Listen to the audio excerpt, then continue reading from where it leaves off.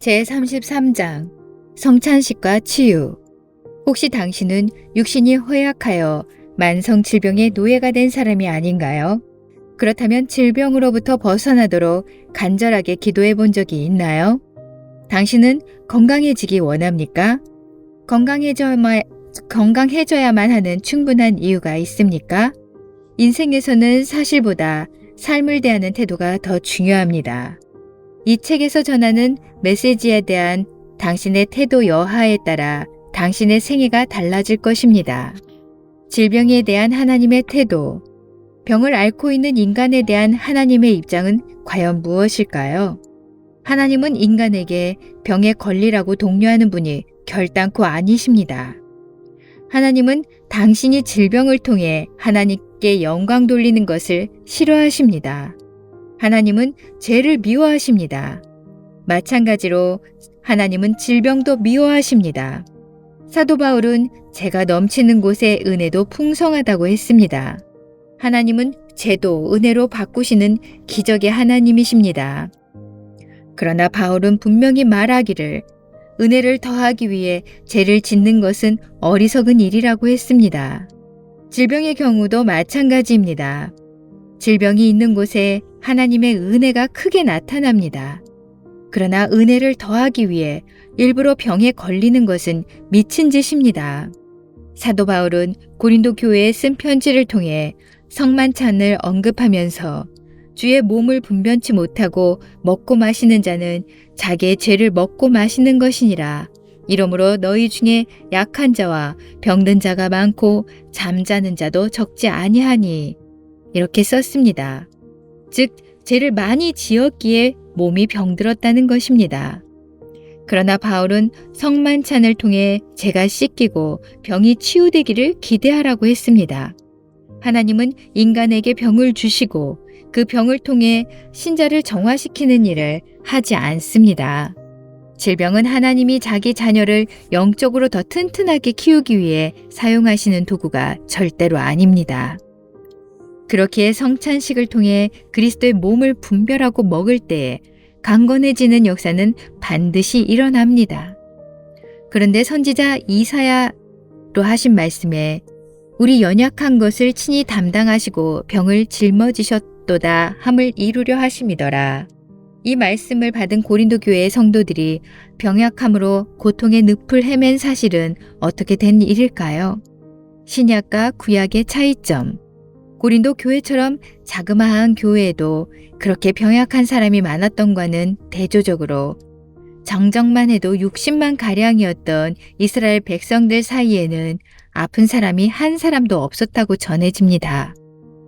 그들을 인도하여 은금을 가지고 나오게 하니 그 지파 중에 약한 자가 하나도 없었도다. 시편 105편 37절. 시편 기자의 말씀은 이스라엘 백성이 애굽을 나와 가나안 땅으로 들어갔던 때의 상황을 기술한 것입니다. 여기에서 우리는 두 가지 종류의 무리들을 관찰합니다. 하나는 구약시대의 백성들이고 또 하나는 신약시대의 백성들입니다. 구약시대의 백성들은 율법 아래에서 살았고 신약시대의 백성들은 은혜 아래에서 살고 있습니다. 구약은 동물의 피에 그 기반을 두고 있지만 신약은 예수 그리스도의 보혈의 피에 기반을 두고 있습니다. 그럼에도 불구하고 300만 명의 이스라엘 백성 중에는 병들거나 약한 자가 한 사람도 없었던 반면에 작은 수의 무리가 모이는 고린도 교회에는 약하고 병든 자들이 부지기수였다고 합니다. 어떻게 예수 그리스도의 보혈의 피에 기반을 둔 기독교 새 언약 공동체가 구약의 공동체보다 못하게 되었을까요? 뭔가 잘못되거나 부족한 것이 있었음에 틀림없습니다. 출애굽에는 건강의 축복이 포함되어 있었다. 고대 이스라엘로 여행을 떠나봅시다. 이스라엘 백성은 이집트에서 400년 동안의 노예로 살았습니다. 이집트는 하나님을 모르는 나라였고 400년간 이스라엘 사람들은 이루 말로 다할 수 없는 학대와 모욕과 고통을 당했습니다. 그래서 이스라엘 백성들은 해방을 꿈꾸며 부르짖고 하나님 앞에서 눈물로 호소했습니다. 그러던 어느 날 하나님의 응답이 말씀으로 임했습니다. 하나님이 그들의 고통 소리를 들으시고 하나님이 아브라함과 이삭과 야곱에게 세운 그의 언약을 기억하사 하나님이 이스라엘 자손을 돌보셨고 하나님이 그들을 기억하셨더라. 하나님은 이러한 크신 역사를 이루기 위해 모세라는 인물을 택하십니다. 하나님은 모세에게 다음과 같이 말씀하셨습니다. 여호와께서 이르시되 내가 애굽에 있는 내 백성의 고통을 분명히 보고 그들이 그들의 감독자로 말미암아 부르짖음을 듣고 그 근심을 알고 내가 내려가서 그들을 애굽인의 손에서 건져내고 그들을 그 땅에서 인도하여 아름답고 광대한 땅, 젖과 꿀이 흐르는 땅, 곧 가나안 족속, 헷 족속, 아모리 족속, 브리스 족속, 히위 족속, 여부스 족속의 지방에 데려가려 하노라. 이제 가라. 이스라엘 자손의 부르짖음이 내게 달하고 애굽 사람이 그들을 괴롭히는 학대도 내가 보았으니 이제 내가 너를 바로에게 보내어 너에게 내 백성 이스라엘 자손을 애굽에서 인도하여 내게 하리라. 출애굽기 3장 7절에서 10절. 하나님은 오늘날에도 속박 가운데 울부짖는 자들의 기도 소리를 들으시고 구속의 은총을 베풀어 주십니다. 모세는 이스라엘 백성을 구속하겠다는 하나님의 부르심에 순종합니다. 많은 표적과 기사를 베푼 후에 하나님은 마지막 재앙으로 애굽을 내리치십니다. 그때 하나님은 모세에게 다음과 같은 지시를 내리셨습니다. 너희는 이스라엘 회중에게 고하여 이르라. 이달 열흘에 너희 매인 어린 양을 취할지니 각 가족대로 그 식구를 위하여 어린 양을 취하되 그 어린 양에 대하여 식구가 너무 적으면 그 집의 이웃과 함께 인수를 따라서 하나를 취하며 각 사람의 식량을 따라서 너희 어린 양을 계산할 것이며 너희 어린 양은 흠없고 1년 된 수컷으로 하되 양이나 염소 중에서 취하고 이달 14일까지 간직하였다가 해질 때에 이스라엘 회중이 그 양을 잡고 그 피로 양을 먹을 집 문 좌우 설주와 임방에 바르고 그 밤에 그 고기를 불에 구워 무교봉과 쓴 나물과 아울러 먹되 난로나 물에 삶아서 먹지 말고 그 머리와 정강이와 내장을 다 불에 구워 먹고 아침까지 남겨두지 말며 아침까지 남은 것은 곧 소화하라. 너희는 그것을 이렇게 먹을지니 허리에 띠를 띠고 발에 신을 신고 손에 지팡이를 잡고 그 피 먹으라. 이것이 여호와의 유월절이니라. 출애굽기 12장 3절에서 11절. 피를 뿌리고 고기를 먹었다. 이스라엘에게는 두 가지 할 일이 지시되었습니다. 하나는 어린 양의 피를 바르는 것이고 또 하나는 양고기를 먹는 것입니다. 애굽 사람을 내리치던 여호와의 사자는 애굽의 집을 넘어가지 않고 모든 가정의 첫 아이를 쳤습니다. 이는 하나님 밖에 있는 모든 인간이 죽은 것을 연상케 합니다. 죄의 삭은 사망이요 하나님의 은사는 그리스도 예수 우리 주 안에 있는 영생이니라. 첫 아이를 내리치는 자로부터 보호받고 출애굽하기 위해서는 두 단계를 거쳐야 했습니다. 첫째는 양을 죽이고 그 피를 문설주에 바름으로 하나님의 언약 백성에 속한 것을 증명하는 것입니다. 내가 애굽 땅을 칠 때에 그 피가 너희의 거하는 집에 있어서 너희를 위하여 표적이 될지라.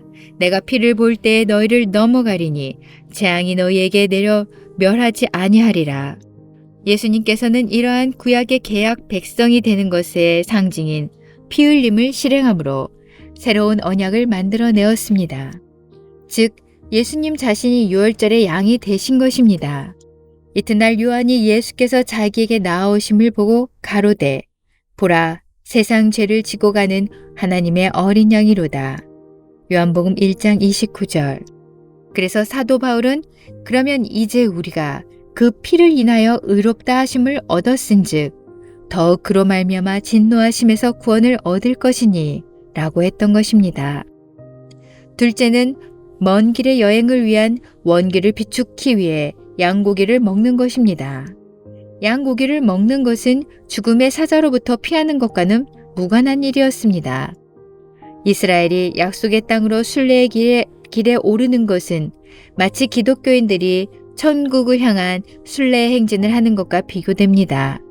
하나님은 먼 여행길에서 자녀들이 튼튼하고 건강하기를 원하십니다. 이스라엘 백성이 튼튼하기 원하셨던 하나님은 오늘날 기독교인들에게 바로 그런 웰빙을 원하십니다. 어린 양의 몸이 그들의 몸이 되었다. 이스라엘 백성이 어린 양의 고기를 먹었을 때 무슨 일이 발생했을까요? 하나님은 우리 몸 안에 소화기관인 위장이라는 것을 만들어 놓으셨습니다. 일단 음식물이 섭취되면 음식은 위장을 통해 분해되고 혈관을 통해 온몸으로 그 영양분이 공급됩니다. 그 몸에 공급된 영양분은 내장, 뼈, 살, 피부를 만드는데 적절히 사용됩니다. 그래서 먹은 음식은 우리 몸의 일부가 되는 것입니다. 애굽에서 먹은 양고기는 섭취되어 이스라엘 사람의 일부가 되었습니다. 즉, 이스라엘 사람들의 내장, 뼈, 피부, 살을 구성하는 요소가 되었다는 것입니다. 이와 비슷한 일이 예수 그리스도의 사건을 통해서 일어납니다. 죽임을 당한 어린 양이신 예수님의 살은 모든 믿는 자들의 몸을 튼튼하게 하는 요소로 작용합니다. 그래서 바울은 예수님의 육체에 관하여 다음과 같이 말했습니다. 우리가 산 자가 항상 예수를 위하여 죽음에 넘기움은 예수의 생명이 또한 우리 죽을 육체에 나타나게 하려 함이라. 기독교인은 예수님의 몸의 지체들입니다. 우리는 그 몸의 지체임이니라. 그래서 성찬식에 참여할 때마다 기독교인들은 예수님의 살을 먹습니다. 우리가 축복하는 바 축복의 잔은 그리스도의 피에 참여함이 아니며 우리가 떼는 떡은 그리스도의 몸에 참여함이 아니냐. 믿음으로 예수님의 살을 먹으면 그것이 우리에게 큰 영양분으로 작동합니다. 특히 예수님의 몸이 상하고 찢긴 것은 우리의 나음을 위한 것이라는 사실을 믿고 먹으면 아주 큰 유익을 얻습니다. 고통, 병약함, 유약함, 병고와 무기력으로 시달리는 우리를 위해 예수님은 자신의 육체를 내놓으셨습니다. 이는 선지자 이사야로 하신 말씀에 우리 연약한 것을 친히 담당하시고 병을 짊어지셨도다 함을 이루려 하심이더라. 마태복음 8장 17절. 이스라엘 사람들은 양고기를 먹고 그 다음 날로 먼 여행길을 떠났습니다. 그런데 여행을 하는 동안에 질병으로 고생한 사람이 단 한 사람도 없었더라고 기록되어 있습니다. 그들 모두는 육신이 건강하고 강인했던 것입니다. 그들을 인도하여 은금을 가지고 나오게 하시니 그 지파 중에 약한 자가 하나도 없었도다. 약한 자도 병든 자도 무기력한 자도 없었습니다. 어떻게 모든 사람이 다 건강하고 튼튼하고 강인하게 웰빙을 유지했다는 말인가요? 그것은 양고기를 먹었기 때문입니다. 바로 그 양고기가 그들의 몸에 영양분을 공급해주고 그들을 튼튼하게 만들어 주었던 것입니다. 치유해 주겠다고 약속하신 하나님, 어린 양에 대한 하나님의 약속을 믿고 순종했을 때 하나님은 모세를 통하여 이스라엘 백성과 언약을 맺었습니다. 그 약속의 내용은 이제 이스라엘 백성의 질병을 치유해 주겠다는 다짐이었습니다. 나는 너희를 치료하는 여호와임이니라. 이스라엘 백성이 순종할 때 모든 병을 그들에게서 제하여 버린다는 것입니다.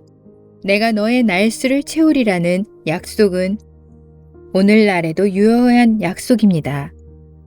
고린도에 있는 많은 성도들이 비실거리며 헤매고 있었던 것과는 대조적으로 이스라엘 백성은 험난한 광야를 통과하면서도 끄떡없었습니다.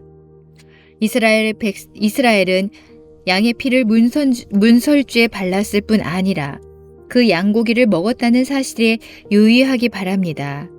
양고기를 먹은 것이 몸을 튼튼케 하는 치유를 가져왔습니다. 죄와 질병은 사단의 양대 무기입니다.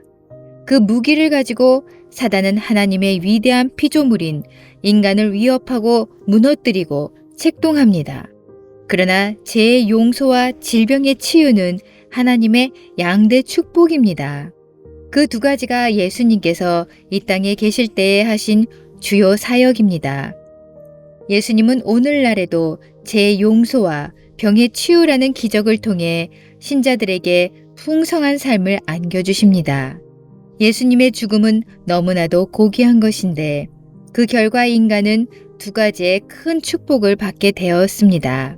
이것은 제 사함을 얻게 하려고 많은 사람을 위하여 흘리는 바 나의 피, 곧 언약의 피니라.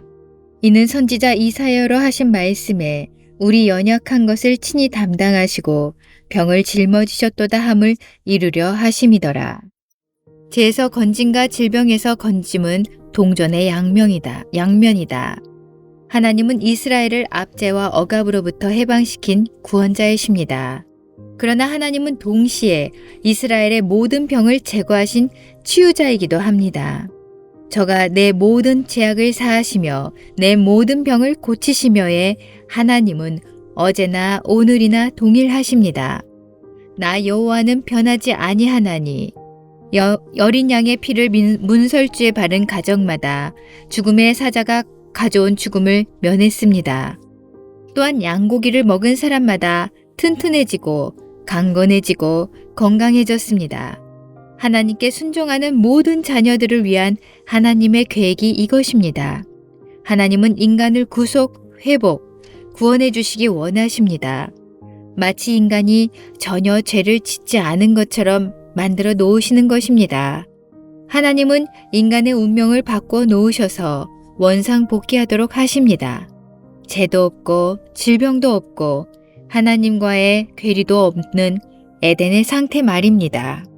하나님을 찬양하는 중에 다윗은 다음과 같은 고백을 했습니다.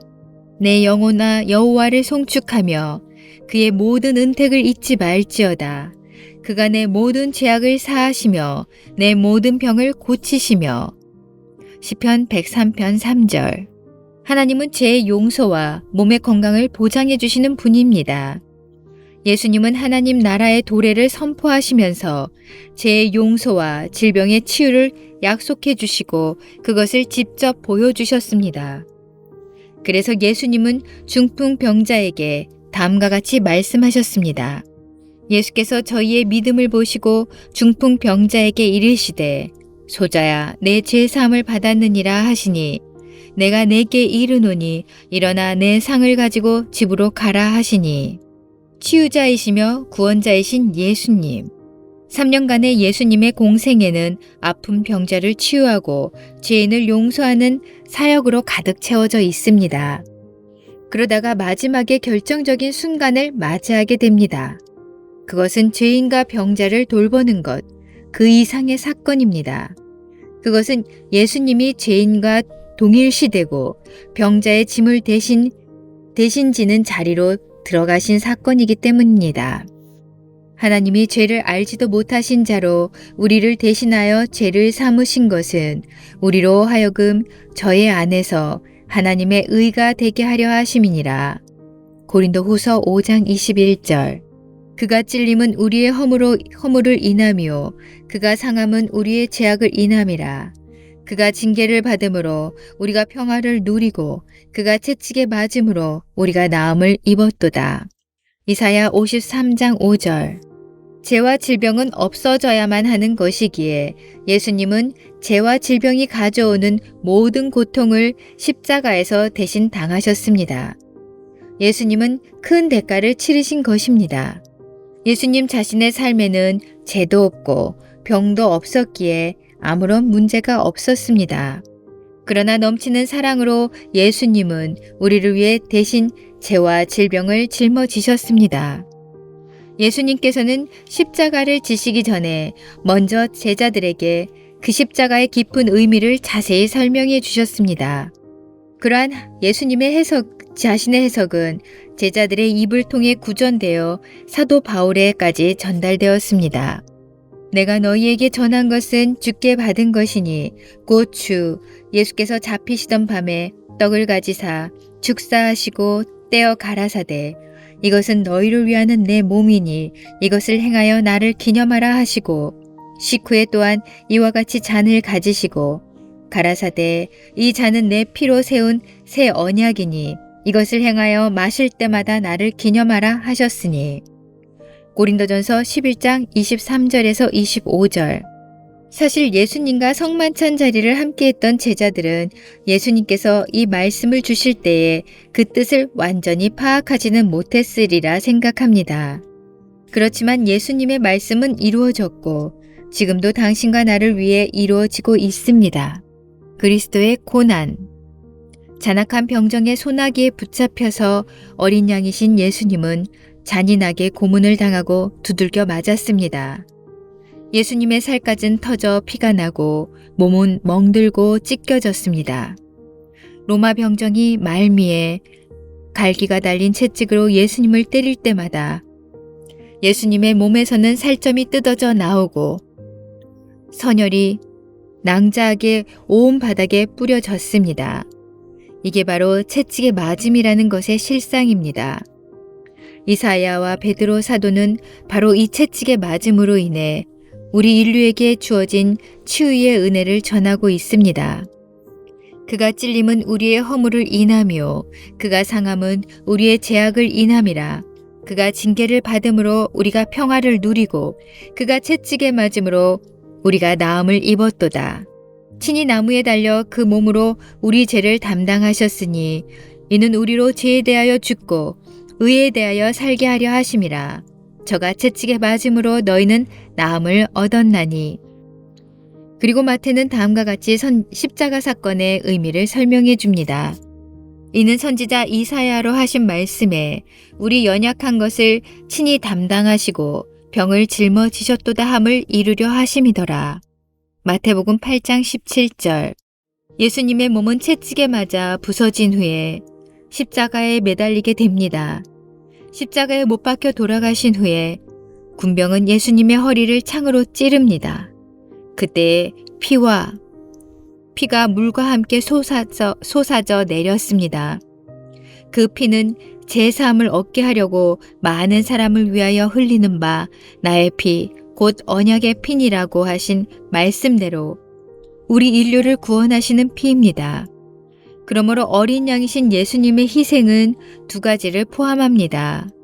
죄를 용서해 주기 위해 보혈의 피를 흘리신 것과 병을 치유해 주기 위해 채찍에 맞으신 것입니다. 예수님은 갈보리 언덕에서 엄청난 영적 고뇌를 경험하셨습니다. 인류의 모든 죄가 예수님에게 전가되는 순간 하나님도 예수님에게서 등을 돌리셨기 때문입니다. 예수님은 하나님의 버리심 앞에서 철저하게 울부짖으셨습니다. 나의 하나님, 나의 하나님, 어찌하여 나를 버리셨나이까? 그러나 그것은 우리의 죄악을 용서해 주기 위한 우리를 위한 처사였습니다. 예수님은 브라이도리온이라는 뜰에서 무참히 채찍질 당하는 엄청난 육체적 고통을 경험하셨습니다. 그렇게 하심으로 예수님은 우리의 질병을 대신 담당하신 것입니다. 예수님은 우리를 위해 아프게 되셨고 예수님의 채찍에 맞음으로 우리가 나음을 입었습니다. 그가 찔림은 우리의 허물을 인하며 그가 상함은 우리의 죄악을 인함이라. 그가 징계를 받음으로 우리가 평화를 누리고 그가 채찍에 맞음으로 우리가 나음을 입었도다. 바울에게 임한 계시. 예수님은 이제 모든 일을 마감하시고 하나님의 오른편에 앉아 계십니다. 예수님은 사단의 묶임으로부터 인간의 영혼과 육신을 모두 구원하셨습니다. 성령님은 나중에 사도 바울을 통해 예수님의 십자가 사건의 중요성을 자세히 설명해 주고 해석해 주었습니다. 바울은 고린도전서 1장과 11장에서 주님의 성찬이라는 예식에 관하여 설명해 줍니다. 이는 어린 양 되시는 예수님의 죽음을 기념하면서 마시는 잔과 먹는 떡에 관한 설명입니다. 잔은 영적인 치유를, 떡은 우리를 위해 채찍에 맞고 찢어진 예수님의 몸을 상징합니다. 바울의 말입니다. 너희가 이 떡을 먹으며 이 잔을 마실 때마다 주의 죽으심을 오실 때까지 전하는 것이니라. 고린도전서 11장 26절. 고린도전서 10장 16절에서 우리가 축복하는 바 축복의 잔은 그리스도의 피에 참여함이 아니며 우리가 떼는 떡은 그리스도의 몸에 참여함이 아니냐라고 물으므로 참여함이라는 것을 강조하셨습니다. 예수님의 피는 우리의 죄악을 담당하실 때 흘려졌습니다. 그래서 이젠 더 이상 죄의 짐을 지고 살지 않아도 됩니다. 오직 남은 일은 죄의 권세로부터 해방되어 자유롭게 되는 것뿐입니다. 예수님의 몸은 우리의 질병을 짊어지실 때에 채찍에 맞고 부서졌습니다. 그래서 이젠 더 이상 질병의 짐을 지고 살지 않아도 됩니다. 오직 남은 일은 질병의 권세로부터 해방되어 자유롭게 되는 것뿐입니다. 죄를 지음으로 하나님께 영광을 돌린다는 말이 성립되지 않은 것처럼 병을 앓음으로 하나님께 영광을 돌린다는 것도 역시 말이 되지를 않습니다. 그러므로 신자는 죄짓지 않기 위해 노력하는 것처럼 병에 걸리지 않도록 노력해야 합니다. 성찬식에 참여해야 함. 성찬식을 통해 교회마다 주님의 죽으심을 기념하면서 잔을 마시고 떡을 먹는 상징적인 행위를 합니다. 그러면서 죄를 씻어주시는 하나님의 은혜에 감격하고 죄의 권세가 깨뜨려진 것을 기쁨으로 받아들입니다. 그렇지만 신자들은 그러한 영적인 사실을 어떻게 알게 되었을까요? 그것은 성경에 그렇게 기록되었기 때문입니다. 저가 빛 가운데 계신 것 같이 우리도 빛 가운데 행하면 우리가 서로 사귐이 있고 그 아들 예수의 피가 우리를 모든 죄에서 깨끗하게 하실 것이요. 요한일서 1장 7절. 우리는 이제 죄로부터 자유롭습니다. 이제부터 영원히 우리들은 구원받으며 죄는 더 이상 우리를 지배하지 못함을 믿습니다. 제가 너희를 주관치 못하리니 이는 너희가 법 아래 있지 아니하고 은혜 아래에 있음이니라. 로마서 6장 14절. 성찬식의 잔은 우리의 죄를 씻기 위해 흘리신 예수님의 보혈을 상징합니다. 그렇다면 떡을 먹음은 무엇을 상징합니까? 이는 어린 양이라는 희생 제물로 돌아가신 예수님의 몸을 상징합니다. 이스라엘 백성이 출애굽할 때에 먹은 희생 양의 고기를 상징하는 것입니다. 우리는 예수님의 희생에 감사하며 성찬식에서 떡을 뗍니다. 고결한 예수님의 몸이 우리를 위해 바쳐졌다는 것은 참으로 우리를 감동시키는 사건입니다. 예수님의 몸은 우리를 위해 창으로 찔리심을 당했고 예수님의 몸은 우리를 위해 채찍에 맞았으며 부서지고 찢어지고 깨지고 뭉개졌습니다. 그렇지만 예수님의 몸이 매 맞음으로 신자가 누리는 축복과 우리에게 오는 유익을 자세히 설명해주는 설교는 드문 것 같습니다. 특히 그가 채찍에 맞음으로 우리가 나음을 입었도다라는 의미는 성찬식에서 종종 빠집니다. 바로 그것이 많은 성도들이 병약한 이유입니다. 떡과 잔. 성찬식에서 돌리는 잔은 우리의 죄를 용서하기 위해 흘리신 예수님의 피를 상징합니다. 그래서 나는 잔을 받을 때마다 내 죄된 성품이 변화되는 것을 기대하면서 기뻐합니다. 이제는 새로운 피조물로 새 창조의 길을 걷고 있기에 나는 잔을 받을 때마다 구원의 감격에 눈물을 흘립니다. 나는 주님의 성찬식에 참여하여 잔을 받을 때마다 이런 자세로 임합니다. 성찬식에서 나는 떡도 받았습니다. 떡은 우리의 질병을 짊어지시기 위하여 매맞고 부서진 예수님의 몸을 상징합니다. 그래서 나는 떡을 받아 먹을 때마다 허약하고 병약한 내 몸이 변화되는 것을 체험합니다. 누구든지 언제나 자기 육체를 미워하지 않고 오직 양육하여 보호하기를 그리스도께서 교회에게 함과 같이 하나니 우리는 그 몸의 지체임이라. 사도 바울은 십자가의 영성과 육체에 나타날 생명의 관계를 다음과 같이 설명하고 있습니다. 산자가 항상 예수를 위하여 죽음에 넘기움은 예수의 생명이 또한 우리를 죽을 육체에 나타나게 하려 함이니라. 나는 질병이 더 이상 내 육체를 지배하지 못하리라는 것을 압니다. 나는 치유함을 받았습니다. 이것이 바로 내가 잔과 떡을 분별하며 먹고 마시는 방법입니다. 그렇지만 많은 이들이 떡의 의미를 놓치고 있는 것 같습니다. 왜 떡을 떼는가? 나는 성찬식에서 하나님의 병을 치유해주는 축복을 설명해 주지 않으면서 떡을 떼는 교회의 예식을 이해할 수가 없습니다. 빵은 그리스도의 몸을 상징합니다. 그리고 그 몸이 부서짐으로 우리는 치유함을 받았습니다. 그가 찔림은 우리의 허물을 인함이요 그가 상함은 우리의 죄악을 인함이라. 그가 징계를 받음으로 우리가 평화를 누리고 그가 채찍에 맞음으로 우리가 나음을 입었도다. 신이 나무에 달려 그 몸으로 우리 죄를 담당하셨으니 이는 우리로 죄에 대하여 죽고 의에 대하여 살게 하려 하심이라. 저가 채찍에 맞음으로 너희는 나음을 얻었나니. 베드로전서 2장 24절. 대부분의 교회에서는 잔을 마시며 죄의 용서를 강조합니다. 그러나 떡을 떼면서 질병의 치유를 강조하는 교회는 많지 않은 것 같습니다.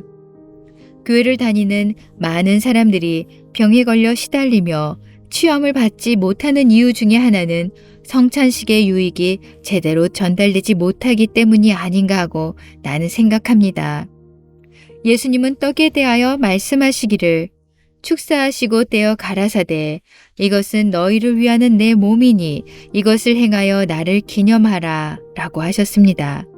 분별치 못하고 떡을 먹고 잔을 마시는 이들도 있습니다. 그들은 성찬식이 가지는 위대한 능력을 믿지 않는 자들입니다. 그렇게 믿음 없이 성찬식에 참여하는 것을 합당치 않게 먹고 마신다고 합니다. 그러므로 치유가 필요한 환자는 먼저 자신을 살피고 나서 성찬식에 참여해야 하는 것입니다. 특히 성찬식의 위력에 대한 믿음이 없는 자들은 사도 바울의 말을 새겨 들을 필요가 있습니다. 누구든지 주의 떡이나 잔을 합당치 않게 먹고 마시는 자는 주의 몸과 피에 대하여 죄를 짓는 것이니라. 고린도전서 11장 27절. 특히 예수님의 몸이 찢겨진 이유는 치유를 공급해 주기 위함이라는 진실을 믿을 필요가 있습니다. 그런 진리를 진심으로 믿는지 먼저 살핀 후에 성찬식에 참여하는 것이 중요하다는 말입니다. 예수님의 십자가를 통해 이제 죄의 권능은 힘을 잃었습니다. 뿐만 아니라 예수님이 십자가에서 병을 짊어지심으로 질병의 권세도 힘을 잃었습니다. 이러한 진리를 믿는 신앙으로 일어서서 행동을 취할 때 건강은 당신의 것이 되고 영혼의 구원도 역시 당신의 소유가 될 것입니다. 우리 모두 해방되었습니다. 죄와 질병의 퇴치는 오직 한 번의 근본적인 처리만을 필요로 합니다. 예수님이 바로 그런 근본적인 처치를 하신 분입니다. 예수님은 십자가상에서 죄와 질병을 동시에 짊어지시고 모든 인간의 문제를 해결하셨습니다. 만약에 당신이 죄와 질병을 짊어지려고 한다면 예수님이 짊어지신 것은 헛수고라고 고백하는 결과가 됩니다. 그러나 예수님은 헛수고를 하신 분이 아닙니다. 그러므로 복음은 예수님이 이미 전부 다 책임지셨으므로 우리는 더 이상 죄와 질병의 짐을 지고 인생을 살아갈 필요가 없다는 것입니다. 예수님이 채찍에 맞음으로 우리의 병이 나았고 예수님이 피를 흘리심으로 우리의 모든 죄악은 용서받았습니다.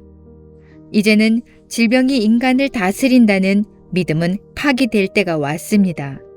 도리어 인간은 믿음을 통해 질병의 통치자가 되었습니다. 사단은 질병이라는 도구를 사용하여 신자들을 괴롭히고 다스릴 권세를 상실했습니다. 이제 믿음으로 하나님의 축복을 잡으세요. 바로 당신에게 주시는 축복으로 받아들이세요. 예수님을 당신의 개인적인 구주와 주님으로 용납할 뿐만 아니라 당신의 치유자로 시인하세요. 그러면 당신은 죄와 질병 모두에서 해방될 것입니다. 성경을 보면 믿음을 가지고 예수님 앞으로 나와 질병의 치유를 간구한 사람 중에 응답을 받지 못한 사람은 한 사람도 없었습니다. 이 세상에 허망한 기도라는 것은 없습니다.